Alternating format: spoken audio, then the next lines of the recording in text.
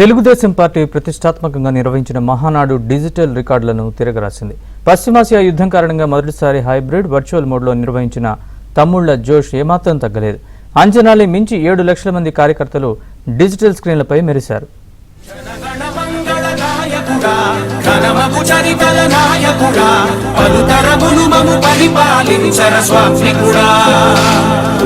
నవయుగమేధో సైనికుడా, సమయము తెలియని సేవకుడా, యువనవ్యాంధ్రకు ప్రగతిని చూపర సాధకుడా, వైతాళికుడా. పొదుపు చర్యల్లో భాగంగా టీడీపీ ఈసారి మహానాడును హైబ్రిడ్ మోడ్లో నిర్వహించింది. ప్రతి నియోజకవర్గంలో 10 నుంచి 15 క్లస్టర్లు ఉండగా ఒక క్లస్టర్ను 2-వే సాంకేతికతతో అనుసంధానించి సామాన్య కార్యకర్తలకు కూడా మాట్లాడే ఛాన్స్ ఇచ్చారు. కేంద్ర కార్యాలయంలోని డిజిటల్ స్క్రీన్లపై దృశ్యాలు చూసి చంద్రబాబు మురిసిపోయారు.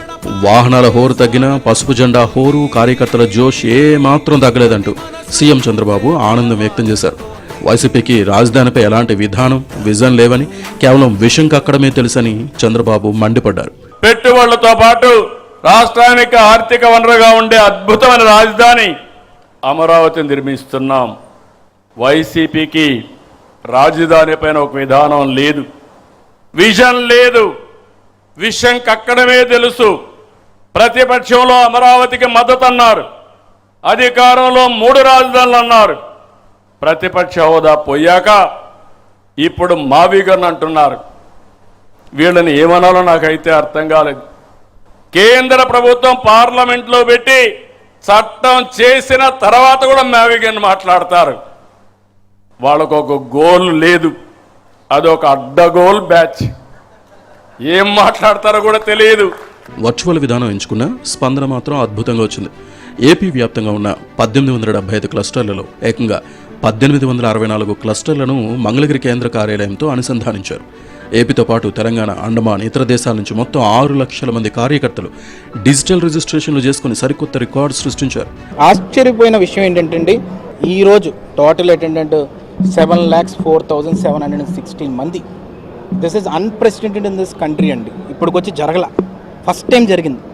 7,04,716 మంది హైబ్రిడ్ మహానాడులో ప్రతి ఒక్క క్లస్టర్లో కూర్చొని ఎల్ఈడి స్క్రీన్ పెట్టుకొని, ఇంటర్నెట్ కనెక్షన్ పెట్టుకొని, క్యూఆర్ కోడ్ పెట్టుకొని, ప్రతి ఒక్క కార్యకర్త సెల్ఫ్ అటెండెన్స్ తీసుకొని, అక్కడ టెక్నికల్ ఇంటిగ్రేటెడ్ అయిన అక్కడ ఉన్న మా కార్యకర్తలు వాలంటీర్గా పనిచేసిన వాళ్ళు ఉంటూ వాళ్ళు మళ్ళీ అటెండెన్స్ తీసుకొని ఈ విధమైన రికార్డుల స్థాయిలోని తీసుకురావడం అనేది ఇప్పటికొచ్చి జరగలేదండి.